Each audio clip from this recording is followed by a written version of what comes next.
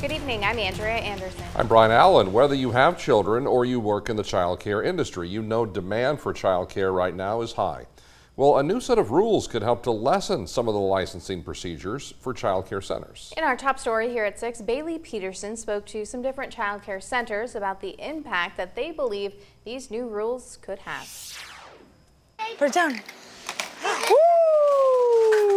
Governor Noem and the Department of Social Services have created a new set of rules intended to ease childcare licensing procedures. On Tuesday, Noem's office announced that the changes were drafted and passed by the Rules Review Committee.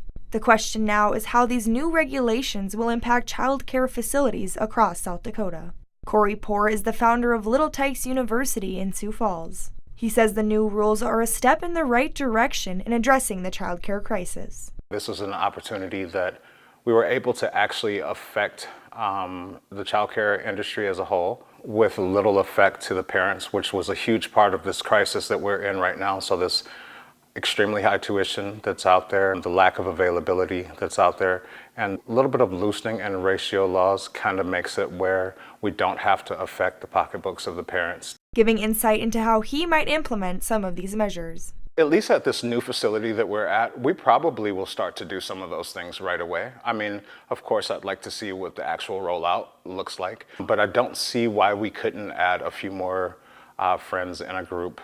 Brandy McCune, Hope Care Children's Center Director, says the changes could help ease challenges for working parents. Facilities that may not have all fully staffed, it'll help them because people that have had to close classrooms or close entire areas, it'll definitely assist them in being able to add a couple kids. And that also then in return helps the workforce because most parents then don't have to miss work. While she prefers to keep a lower ratio at the center, she believes the other rules will be of a greater benefit. Overall, I think that we'll probably run with that lower number. However, we do really like the idea that 5-year-olds can be included in that school age ratio because there are a lot of 5-year-old kindergartners, and I think that that's going to benefit a lot. And we will continue to give our staff 20 hours of training. Poore hopes these new rules will open the door for more change in the future. This is such a good opportunity to continue to go in the right direction. So whether you agree or disagree with the laws that have been enacted, one thing is we all have to be somewhat satisfied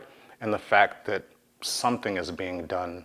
And the Department of Social Services says the new rules will go into effect on July 3rd. In Sioux Falls, Bailey Peterson, Dakota News Now.